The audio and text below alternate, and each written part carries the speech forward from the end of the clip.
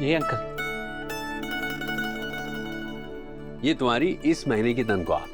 Uncle इसकी जरूरत अभी आपको ज्यादा है, आपको लोन का ईएमआई भरना है। अरे हाँ, ये तुम्हारे मेहनत के पैसे, इसे ना मत कहना। अंकल आपको दुकान का रेंट भी भरना है, प्लीज आप रख लीजिए। अरे दुकान का रेंट 10 तारीख को देना है। अभी देख, ये जो पैसे जमा है ना, ये अभी मैं जाके पहले बैंक में भर दूंगा। ईएमआई जो भरनी है, तुझे तो पता है, अगर मैंने आज ये ईएमआई नहीं भरी ना तो बैंक के फोन आने शुरू हो जाएंगे। एक दिन की देरी भी उन्हें हजम नहीं होती है, पता है तुझे। और गोपाल जी, अरे नमस्ते नमस्ते। नमस्ते नमस्ते। गोपाल जी, उस दिन तो आप बड़ी रोने धोने वाली बातें कर रहे थे कि बहुत गरीबी में जी रहे हैं, बहुत परेशानी है, और मुझे कहानी कुछ और पता चल रही है। सुनने में है कि आपकी पत्नी पार्षद के चुनाव में खड़ी हो रही है और हमारे एरिया का पार्षद आपकी बहुत मदद कर रहा है। बताइए, अब तो नोटों का ढेर लगाया जा रहा होगा आपके पास, और आप हमें चूना लगा रहे हैं। वो क्या बोल रहे थे आपकी, आप 10 तारीख से पहले रेंट नहीं दे पाएंगे? आपने हमें बेवकूफ समझ रखा है क्या? अरे नहीं नहीं भाई साहब, आपको कुछ गलतफहमी हुई है। देखिए, ये राजनीति, पॉलिटिक्स हम जैसे लोगों के बस की बात तो है नहीं। हा? हम इससे दूर ही भले। और मैंने पुष्पा जी को कह दिया है, बता दिया है, उम्मीद है कि वो मेरी बात मान जाएगी। और हाँ, पुष्पा जी को सिर्फ ऑफर आया है, पार्षद जी से कोई पैसे नहीं आए हैं और ना ही कोई टिकट की बात चली है। और देखिए, सही में हम लोग पैसों को लेकर बहुत परेशानी में हैं आजकल। देखिए गोपाल जी, मुझे इस बारे में कुछ नहीं सुनना। आपके पास जितने पैसे अभी के अभी मुझे दीजिए और इस महीने किराए में एडजस्ट कर लेना। लाइए दीजिए। अरे अरे नहीं नहीं, सुनी, ये पैसे तो बैंक की ईएमआई के लिए है, मैं अभी भरने ही जा रहा था। बैंक की ईएमआई भरने के पैसे हैं आपके पास और हमारा रेंट देने के पैसे नहीं है आपके पास। देखिए, मुझे कुछ नहीं समझा, आप समझने की कोशिश कीजिए, मुझे पैसे चाहिए। अरे आप समझ नहीं रहे हैं, अगर ये पैसे आज नहीं गए तो मेरे लिए बड़ी दिक्कत हो जाएगी। देखिए गोपाल जी, ना मुझे कुछ सुनना है ना मुझे कुछ समझना। लाइए पैसे दीजिए। अरे क्या बदतमीजी है ये, कैसे बात कर रहे हैं आप अंकल से? अंकल ने बोला ना कि वो आपको 10 तारीख तक पैसे दे देंगे, तो हम लोग दे देंगे। तुम तो रजनी के दामाद हो ना, तुम्हारी नौकरी तो फॉरेन में लगी थी, क्या हुआ उसका? अब इस साड़ी की दुकान में काम करते हो ना? चल खैर, जाने दे।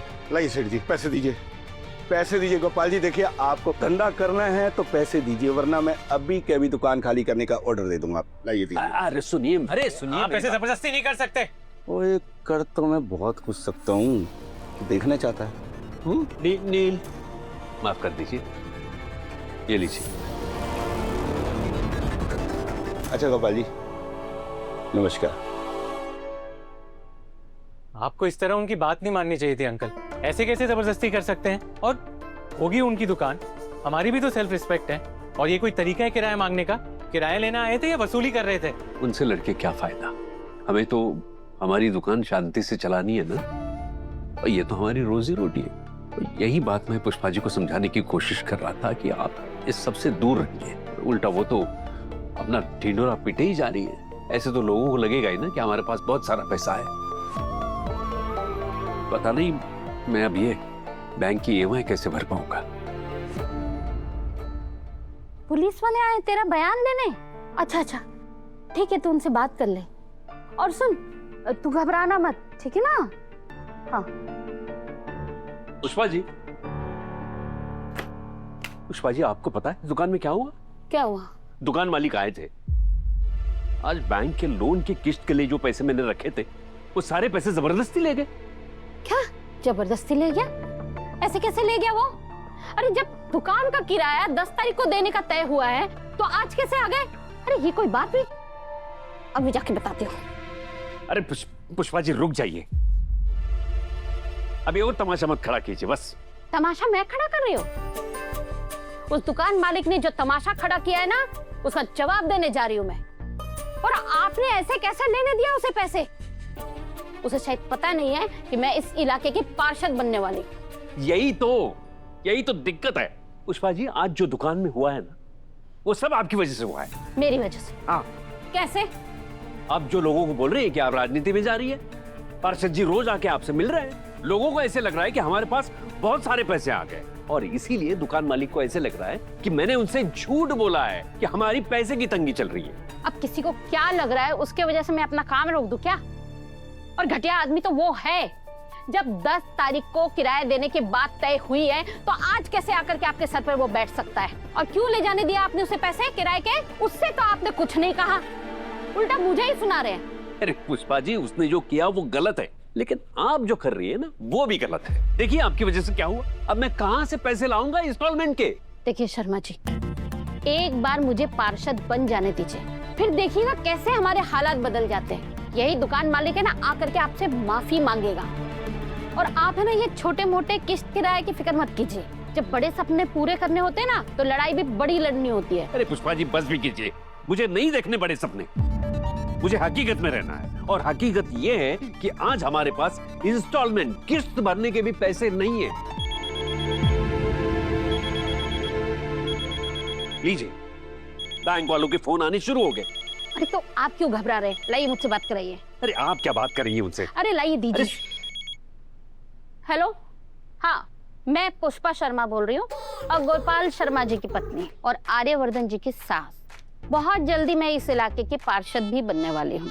आपके बैंक का जो हमने लोन लिया है उसके किस्त चुकाना है, लेकिन अभी हम 2-3 दिन बाद चुकाएंगे क्योंकि अभी हम बहुत बिजी चल रहे हैं। अभी चुनाव की तैयारियों में लगे हुए हैं, तो 2-3 दिन बाद आके किस्त चुका देंगे। तब तक आप शर्मा जी को फोन करके परेशान मत कीजिएगा। जी जी धन्यवाद। एक देखिए मिनट बात संभाल लिया ना मैंने।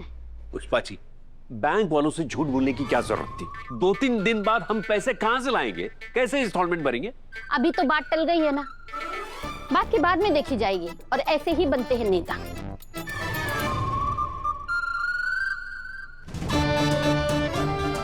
मैं दुकान जा रहा हूं।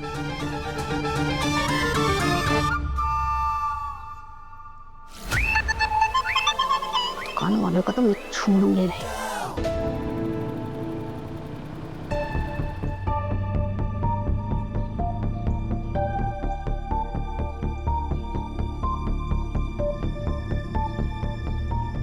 मीरा मैम रुको गाड़ी रुको। मीरा मैम मैं 1 मिनट में। हाँ एक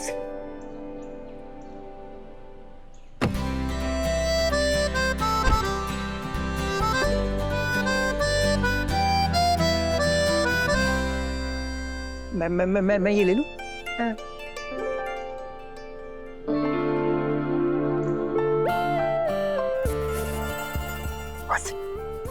ये तुम रख लो। बारिश ना बहुत तेज होने वाली है। अब तुम अपने घर जाओ। ओके? हाँ thank you. Bye bye.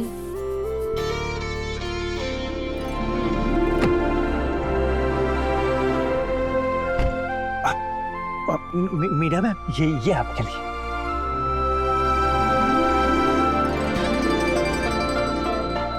It's beautiful. It's nice. Thank you. Welcome.